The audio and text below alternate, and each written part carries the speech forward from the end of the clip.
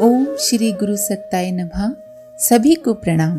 पिछले वीडियो में आपने सुना कि परम पूज्य गुरुदेव ने एक साधक को ध्यान अवस्था में हुए अनुभव के बारे में बताया कि शांति कुंज जिस क्षेत्र में है वहाँ महर्षि विश्वामित्र और महर्षि वशिष्ठ की साधना के संस्कार अब भी विद्यमान हैं। शैलबाला जीजी और श्रद्धेय प्रणव भाई साहब का विवाह 3 जून 1971 को होना तय हुआ। ताई जी का निधन हो गया सुनकर भी परम पूज्य गुरुदेव ने गायत्री महायज्ञों का कार्यक्रम यथावत जारी रखा।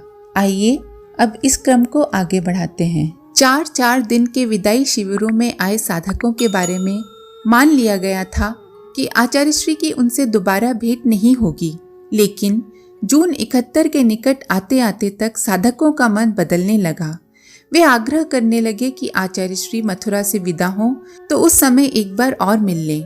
पहले योजना थी कि जून 71 की 20 तारीख को आचार्य श्री चुपचाप मथुरा से निकल जाएंगे। उस समय सिर्फ माताजी ही साथ होंगी। साधकों का आग्रह निरंतर बढ़ता जा रहा था। उस स्थिति में 17 से 20 जून की तिथियों में एक आयोजन की तैयारी की गई। विदाई सम्मेलन के रूप में होने वाले इस आयोजन की सूचना मिलते ही देश भर से आने के इच्छुक साधकों की सूचनाएं आने लगीं। अप्रैल 71 आते तक 20,000 से ज्यादा साधकों परिजनों ने आने की सूचना भेज दी थी। सन 1971 में जून की 3 तारीख को गायत्री जयंती थी।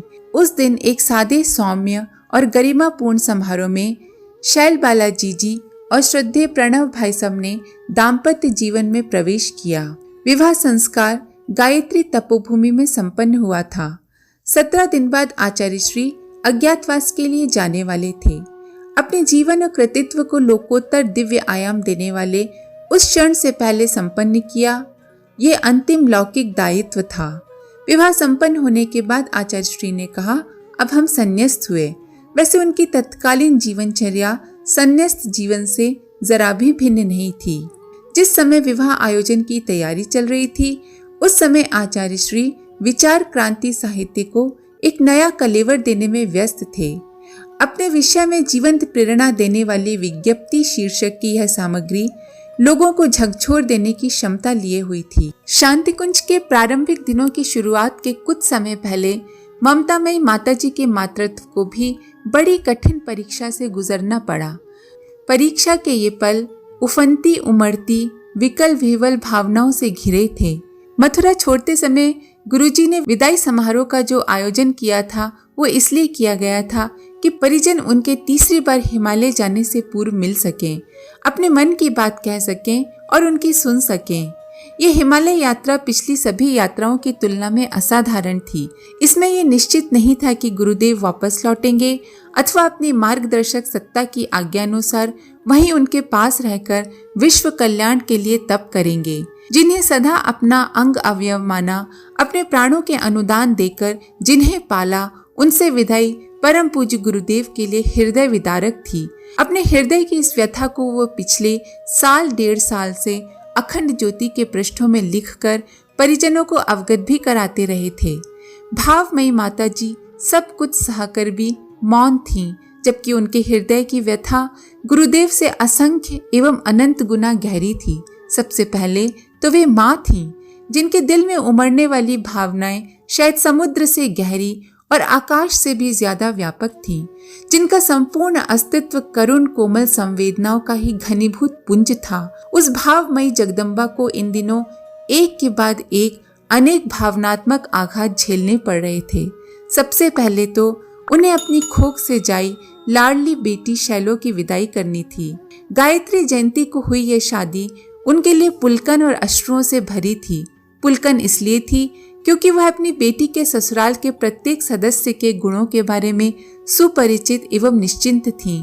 उन्हें यह भी मालूम था कि उनके जामाता डॉक्टर प्रणव पंड्या जी एक सुयोग्य पात्र हैं। उनमें समस्त दैवी संभावनाएं विद्यमान हैं। उनके सानिध्य में उनकी पुत्री सब तरह से सुखी रहेगी, अपने जीवन की पूर्णता प्राप्त करेगी। यह भी उन्हें भली प्रकार पता था, लेकिन साथ ही उन्हें यह भी मालूम था कि उनकी लाडली बेटी जब ससुराल से पहली बार विदा होकर मायके वापस लौटेगी तब वह उसके स्वागत के लिए यहाँ नहीं होंगी, क्योंकि तब वह गंगा की गोद और हिमालय की छाया में बनी दिव्य साधना स्थली शांति कुंज में एकांत तप कर रही होंगी। बात केवल बेटी से अलग होने तक सीमित न थी। विदा उन्हें बेटे और बहू से भी होना था, जिन पर कच्ची उम्र में अखंड ज्योति संस्थान का गुरुतर भार सौंपकर वे जा रही थीं। बेटे सतीश अर्थात मृत्युंजय भाई साहब को उस समय तक काम का कोई खास अनुभव नहीं था। बहू निर्मल भी अभी घर की सारी बात पर प्रायः उन्हीं पर निर्भर थी। उनकी अम्मा जी यानी कि माता जी ही उनके लिए सब कुछ थी, परंतु माँ को अपने इन बच्चों से अलग होना ही था। विदा तो उन्हें अपनी छोटी सी सुपौत्री गुड़िया से भी लेनी थी, जो अभी मुश्किल से 2 साल की हुई थी, जिसने हाल ही में जैसे तैसे नन्हे कदमों से चलना सीखा था और बड़ी मुश्किल से अटक अटक कर उन्हें अम्मा जी कह पाती थी। उनकी गोद ही उसका सारा घर संसार था। अगर थोड़ी देर के लिए भी वे उसे अलग करती थी तो वह बिलख उठती थी। भावमयी माताजी को स्वयं बिलखते हुए, इन सभी बिलखते हुए अपने बच्चों से अलग होना था। जिंदगी की अगणित पीड़ाओं को बड़ी आसानी से हंसकर सहने वाली माताजी को उनकी विकल भावनाएं इन दिनों विवल किए हुई थीं। अपने साथ रहने वाले बच्चों के अलावा विश्व जननी के वे बच्चे भी थे जो हर पल उन्हें माताजी कहते हुए थकते न थे। सुख में, दुख में, संकट में, विपन्नता में जिन्हें केवल अपनी माँ को पुकारना आता था, जिन्हें इस भरे पूरे संसार में केवल अपनी माँ पर भरोसा था, उन सब बच्चों में ज्यादातर इस समय उन्हें विदाई देने हुए आए थे। उन सभी की आंखें भीगी और भरी थीं। इनमें उम्र का भेद भले ही हो, पर भावनाओं का कोई भेद न था। उनमें से शायद हर एक की भावनाएं व्याकुल होकर यही कह रही थी कि पिता तो हमें छोड़कर महातप के लिए हिमालय जा रहे हैं, हम बच्चों के लिए तुम ही रुक जाओ ना माँ। बोल कोई कुछ नहीं रहा था, सभी रो रहे थे, बिलख रहे थे। सबके मन प्राण में महा हाहाकार मचा हुआ था। अपने असंख्य संतानों की इस हालत से जगदम्बा विवल, व्याकुल सी और विकल थीं। अपनी प्राण प्रिय संतानों को इस तरह हिचकियों के हिचकोले खाते हुए देख कोई सामान्य माँ भी शांत नहीं रह सकती। फिर वे तो भावमयी भगवती थीं। बच्चे ही उनके लिए उनका जीवन थे। वेदना की गहरी टीस को अपने में समेटे असंख्य हृदय अपनी माँ को उनकी एकांत साधना के लिए विदा दे रहे थे। सभी को मालूम था कि वे हरिद्वार में रहेंगी, बहुत जरूरत पड़ने पर उनसे संपर्क हो सकता है, परंतु उस समय हरिद्वार में मथुरा जैसी सुगमता नहीं थी। विछोह के इस करुण उद्रेक में एक महाविछोह और भी था। विदाई की इस महाघड़ी में जब सभी विदा ले रहे थे, विदा दे रहे थे, माता जी को अपने आराध्य को भी विदा देना था। ये ठीक था कि उनकी विदाई मथुरा में न होकर हरिद्वार में शांति कुंज आकर होनी थी। गुरुदेव को सभी से विदा लेकर उनके साथ शांति कुंज तक जाना था। यही हुआ। उमड़ते, छलकते, बिखरते और सर्वव्यापी बनते अश्रुओं के बीच गुरुदेव और माताजी की लाडली सुपुत्री शैलो, डॉक्टर प्रणव पंड्या एवं ससुराल के सदस्यों के साथ विदा हुई। अपनी उमड़ती हुई व्याकुलता के महातूफान के बवंडर भरे चक्रवात के साथ एक एक करके सारे परिजन भी विदा हुए।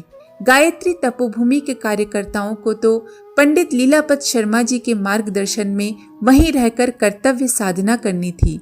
उनकी भावनाएं कितनी भी छटपटाई हों, पर मर्यादा प्रभु श्री राम एवं माता भगवती के साथ चलने की इजाजत नहीं दे रही थीं। प्रभु का अनुशासन शिरोधार्य करके वे सब वहीं कर्म निरत हो गए। 20 जून आते तक गायत्री तपोभूमि में हजारों साधक आ गए। समारोह 4 दिन का था। 4 दिन में 3 मार्मिक उद्बोधन हुए। एक उद्बोधन कार्यकर्ताओं के लिए दिशा निर्देश को लेकर था। उन्होंने कहा था कि हमारे जाने के बाद कोई भी परिजन स्वयं को वरिष्ठ और दूसरे को नया या कनिष्ठ नहीं माने। परिवार में रहते हुए सभी भाई हैं और सबकी स्थिति समान है। इस तरह यज्ञ आयोजनों, सम्मेलनों, शाखाओं और विभिन्न व्यवस्थाओं के लिए भी दिशा निर्देश थे। 20 जून आषाढ़ कृष्ण द्वादशी की दोपहर तक मिलने, प्रवचन करने और संकल्प करने, आशीर्वाद लेने का क्रम चलता रहा। आचार्य श्री और माताजी को प्रणाम करते हुए साधकों के मन में विछोह की तोड़ देने वाली पीड़ा अनुभव हो रही थी। वह पीड़ा आंखों से झरझर बह रही थी, साधकों की आंखों से भी और आचार्य श्री व माताजी की आंखों से भी। अखंड ज्योति संस्थान से निकलते समय घर के लोगों का कलेजा तो मुंह को आ ही रहा था। घिया मंडी के पास पड़ोसी भी पीड़ा से बेहाल हो रहे थे। मिलते मिलाते आचार्य श्री और माताजी गायत्री तपोभूमि पहुंचे। रास्ते में दोनों ओर हाथ जोड़े लोग उन्हें अंतिम प्रणाम कर रहे थे। हाथ जोड़कर उनका अभिवादन स्वीकार करते हुए आचार्य श्री और माताजी भी वैसी ही विकलता अनुभव कर रहे थे। गायत्री तपोभूमि परिसर में प्रवेश करने के बाद दोनों जल्दी जल्दी कदम बढ़ाते हुए मंदिर की सीढ़ियों तक पहुंचे। आचार्य श्री ने इस बीच माताजी से धीरे से कहा था, जल्दी निकल जाना चाहिए। परिजन अपनी व्यथा को रोक नहीं पा रहे हैं। दोनों ने मंदिर की सीढ़ियां चढ़ी। गायत्री माता के सामने झुक कर बैठ गए। आदि शक्ति को प्रणाम कर बाहर निकले तो देखा कि सामने 2 जोड़ी खड़ाऊ रखी हैं।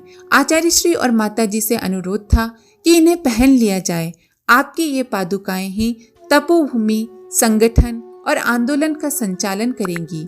आचार्य श्री और माताजी ने खड़ाऊ पहन ली, मंदिर की परिक्रमा की। एक बार सीढ़ियों के नीचे से ही गायत्री माता को प्रणाम किया और तपोभूमि के द्वार की ओर मुड़े। वातावरण में सिसकियों की आवाजें गूंज रही थीं। हजारों कंठ जैसे करुण क्रंदन करने के लिए बिलख रहे थे। आचार्य श्री और माताजी अपने आंसू पोंछते हुए मंथर गति से यज्ञशाला तक आए। पहनी हुई पादुकाएं उतार दी। एक कार्यकर्ता ने आगे बढ़कर उन पर फूल चढ़ाए। लीलापत शर्मा जी ने दोनों पादुकाएं उठाकर सिर पर रख ली और मंदिर की ओर चल दिए।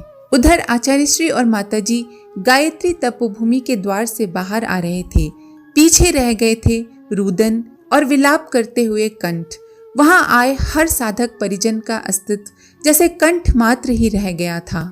गुरुदेव के साथ ममतामयी मां ने शांति कुंज के लिए प्रस्थान किया। साथ में वर्षों की तप साधना से सिद्ध अखंड दीपक को संभाले हुए 2-3 कार्यकर्ता थे। गाड़ी में बैठते हुए आचार्य श्री और माताजी ने एक बार फिर गायत्री माता को प्रणाम किया। गायत्री तपोभूमि को प्रणाम, वहां उपस्थित जन मेदिनी को प्रणाम। आज के लिए इतना ही। आप सभी का धन्यवाद। ओम शांति।